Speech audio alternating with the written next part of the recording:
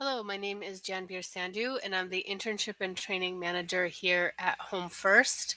First of all, welcome, and welcome to HomeFirst. Welcome to training here at the New Hire Training Week. So we're going to get started today with conducting home visits and meeting with participants outside of HomeFirst. A few things to keep in mind. You can follow along definitely on the flyer that's in front of you. This has to do with safety in the field, right? It has to do with visiting our participants in their apartments, and when we are making rounds around our perimeter, anytime we are off property, we have to think about our safety. And when we're visiting with participants, it's important for us to remember that this is part of our role as service providers, as case managers, whatever your title is, here at HomeFirst. We have to make sure that staff safety is our primary concern. And safety in the field also applies to individuals, like I mentioned, who make rounds on the perimeter or who are speaking with individuals and helping problem solve things off the shelter floor at any of our sites. So when you're meeting with participants, even in a neutral location like a Starbucks or McDonald's, we need to make sure that safety is always in the back of our mind to ensure that we're providing services effectively and also in a safe manner. All right. So before you begin your visit, before you head off property, here's a few things to think about. You should review the participant's file, be aware of any risk factors like history of violence, substance use, paranoia, mania, psychosis. You should also, if this information is relevant to you in the file, if it is not, you may want to check their HMIS record and make sure that it is up to date, especially this person's address and phone number, that the place where you're going is the record that is on HMIS. And if not, you want to update that. And that is just in case you are out in the field, we cannot get a hold of you. There is a reason for us to be alarmed. We know where you are. Right? And along those lines, you want to notify your program coordinator, manager, shelter manager, designated colleague on your team about where you're going and what time you're expected back. Communicating with your team, even if you're going off property to do a perimeter check, is very important because at that point, we recognize that you are no longer within the vicinity of our perimeter.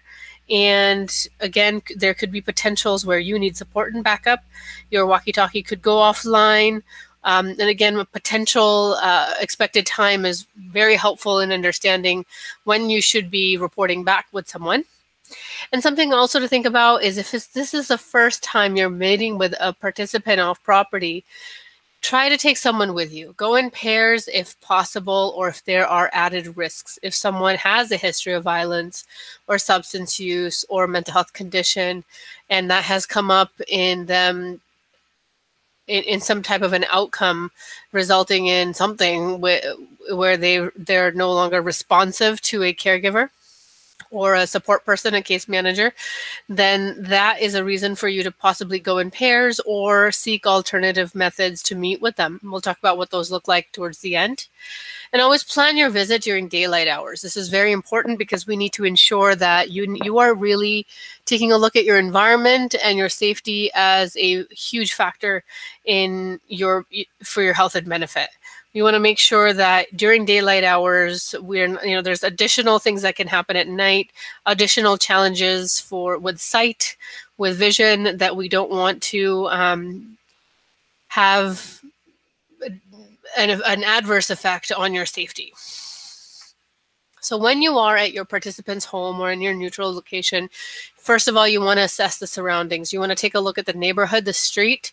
Are there congregated groups of people? Are there dogs in the parking lots, or I should say parking lots?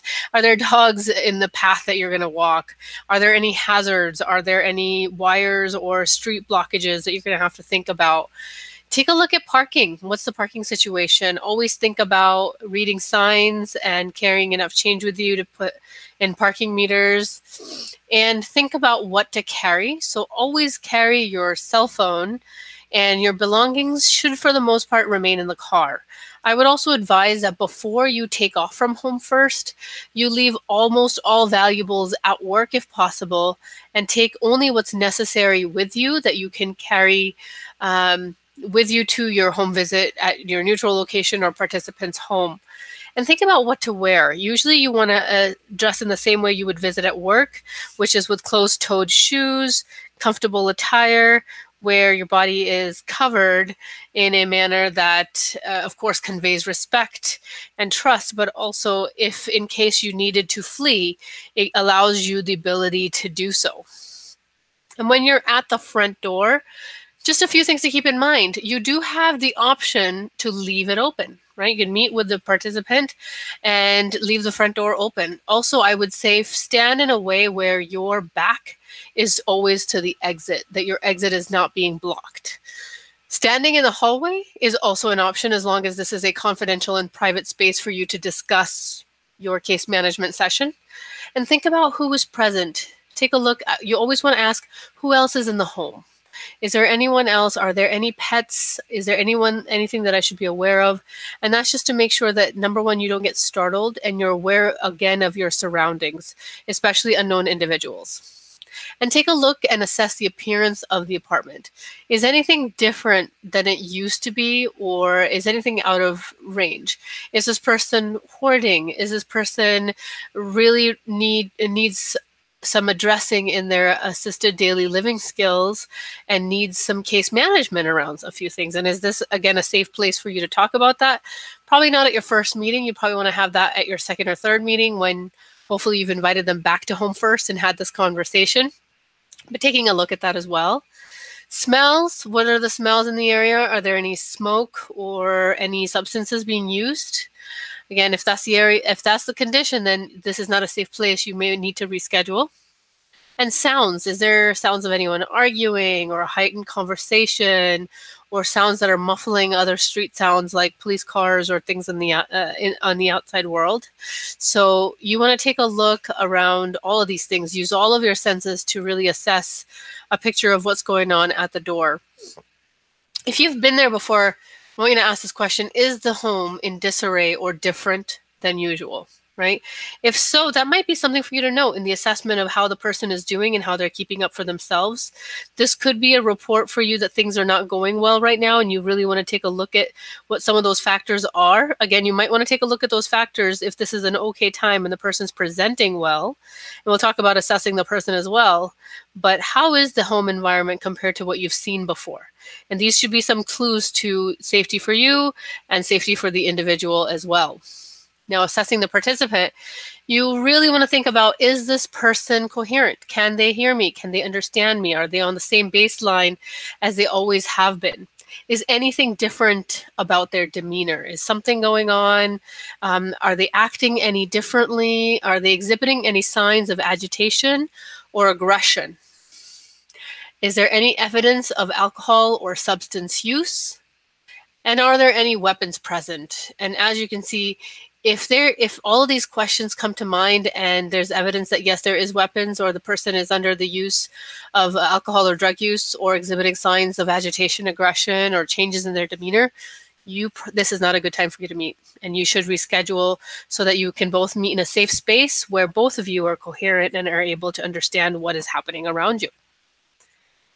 So if all of that stuff checks out, the individual is doing really well, and you have decided to enter the premises and you're going to meet with them, then inside the home, there's a few things for you to think about. Where do you sit? I prefer to stand. When I do home visits, I prefer to stand just because I always say, I sit all day and I sat in my car coming over here. So, it's nice to stand. Always think about the options that you have, hard chair versus soft chair. Where would you sit? I'm asking the question. I would say most of you probably said a hard seat, and that's because softer seats have a tendency to carry more bacteria, more germs, and more diseases. I should say bed bugs are those things that come to mind as well with soft chairs. Hard chairs, definitely harder for them to, you can see most of the things on the surface of what's going on. Standing is okay, right? So that's something that you can always do. And you want to position yourself so you have an easy exit if needed. Nothing is blocking your exit strategy if needed. Eating. What if you are offered food? What would you do? Again, HomeFirst policy is that we do not take any gifts, food, money, or goods of value from our participants. So you could use our HomeFirst policy and say, I'm sorry, our policy dictates that I cannot take anything from someone that we work with, right?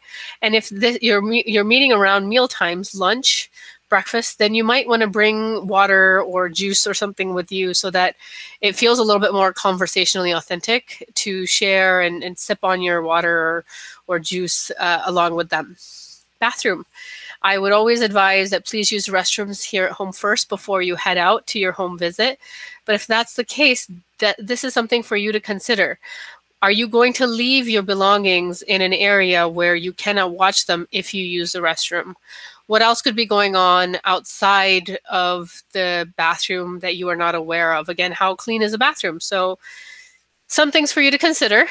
And also inside the home, take a look around and do a quick scan. Is there any presence of drugs, guns, or alcohol? And so again, if there is a presence of any weapons, I would highly advise that you ask your participant, if you feel comfortable doing so, to lock away or put away that weapon so that it cannot go off, be discharged, use with in front of you. And if you feel uncomfortable asking that question, that is a perfectly fine option for you to, at this point, stop the interview and say that something has come up, you need to reschedule. And then later on, at a safer point, you can let them know that, you do not feel comfortable meeting with them with a weapon in present.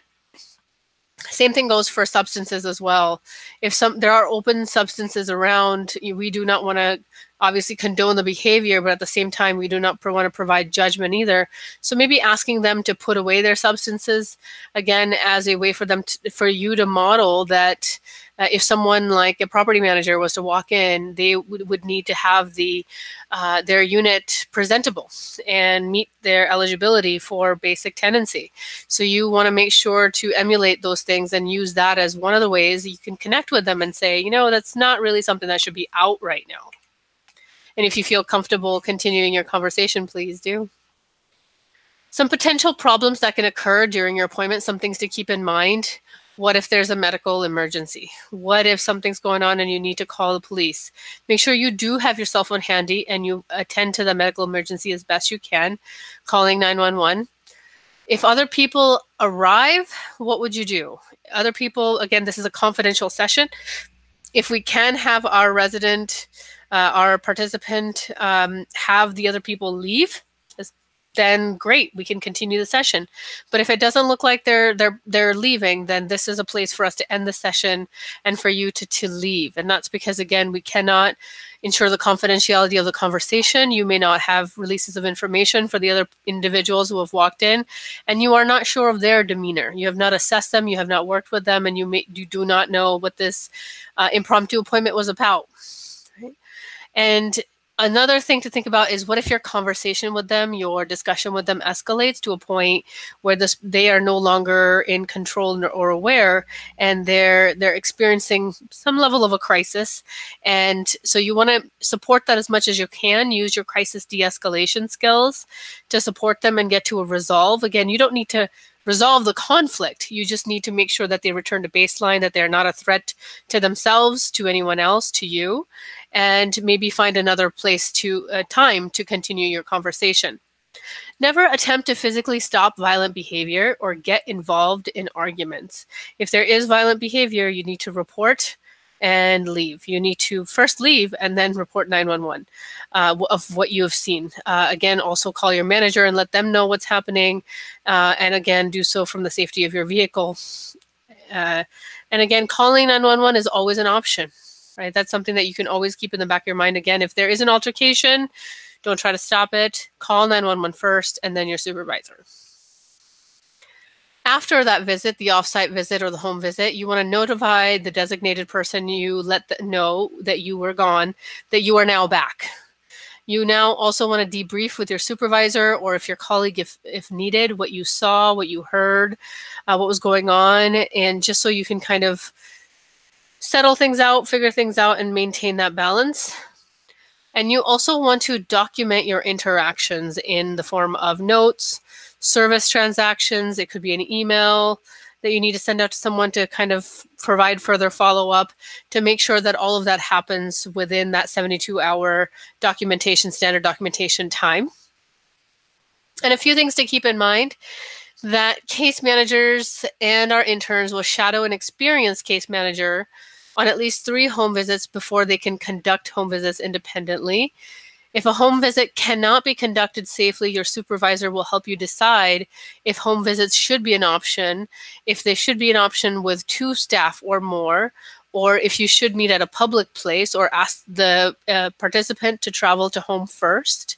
Again, sometimes duty dictates that we do an assessment or we do an inspection on the housing. And if so, if this is the first time you're going into someone's dwelling, I would always say the rule of 2 works best. Take someone else with you so that you have more vigilance and support when you're out in the field. And as a rule, interns cannot conduct visits to a participant's home on their own.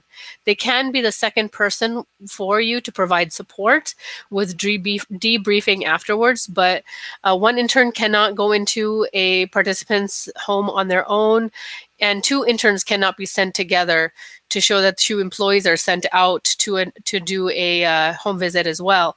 And that's to ensure, because of our workman's compensation and also for ethical values of their internship experience, that there has to be someone who is a paid employee, trained and taught to conduct home visits and support the intern if needed, if their clinical skills, of course, are developing and are limited at this time. So we want to support the intern skill set at that point. All right, so if there are any questions at all, please feel free to ask the facilitator. You have this information in front of you in the form of a worksheet. I hope you enjoy the training on home visits, and I hope that we continue to chat soon on the new hire training series. Thank you very much.